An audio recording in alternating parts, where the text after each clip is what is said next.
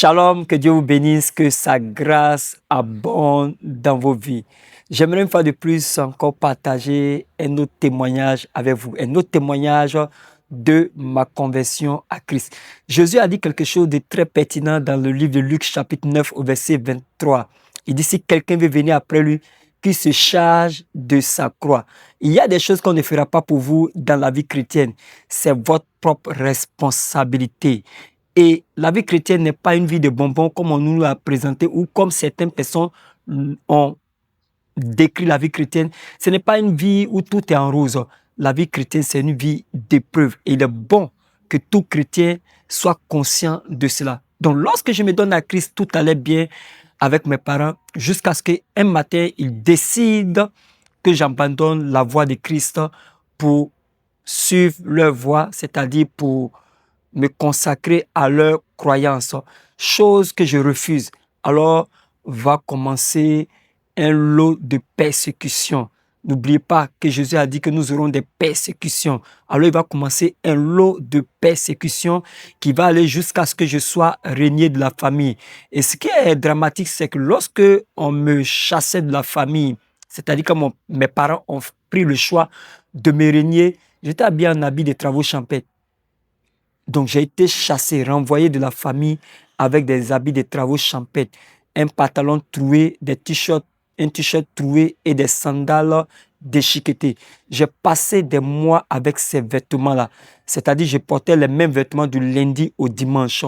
Je portais les vêtements du lundi au samedi. Samedi soir, je les lavais, je les étalais sur la corde. Et le dimanche matin, je portais les mêmes habits pour aller à l'église. Et cela durant des mois. Et pour rendre l'histoire courte, parce que pour ne pas que ce soit trop long à écouter, la persécution a duré 9 bonnes années, c'est-à-dire j'ai été régné pendant 9 bonnes années. Je vais bénir ici toutes ces personnes qui ont été d'un grand soutien pour moi durant ces 9 années. 9 années, mes parents ne demandaient pas d'après moi. 9 années, mes parents ne voulaient même pas me sentir. Un moment, j'ai commencé à développer de la haine pour mes propres parents. Je me suis dit non, c'est inconcevable que des parents qui ont mis leur enfant au monde le renient à cause de Christ. Je vous dis que les gens autour de moi étaient étonnés. Ils ont dit, mais votre fils n'a pas violé, il n'a pas volé, il n'a pas commis un crime à cause de Christ. Effectivement, à cause de Christ. Parce que Jésus a dit, vous serez haïs de tous à cause de mon nom. Malheureusement, aujourd'hui, nous, on va être aimés de tous. Bon, ce n'est pas là la question.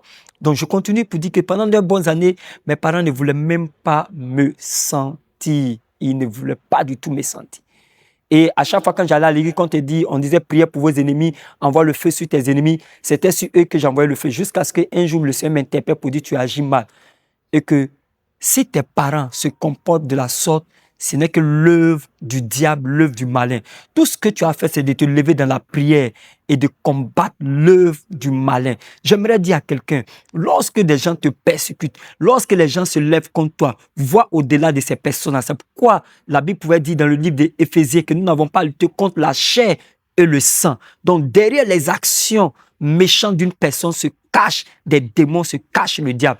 Lorsque je me suis levé dans la prière pour combattre les forces du mal qui avaient créé la zizanie entre moi et mes parents, bien-aimés, on s'est réconciliés. Je ne sais pas, peut-être qu'actuellement tu vis une persécution à cause de Christ. Je te demande de tenir bon. Peut-être qu'actuellement tu es incompris parce que tu as choisi la voie de Christ. Je te dis de tenir bon. La victoire n'est pas loin. La victoire n'est pas loin, mais n'oublie surtout pas cela. La vie chrétienne, c'est une vie de combat, c'est une vie de persécution, ce n'est pas une vie de bonbons. Que Dieu te bénisse.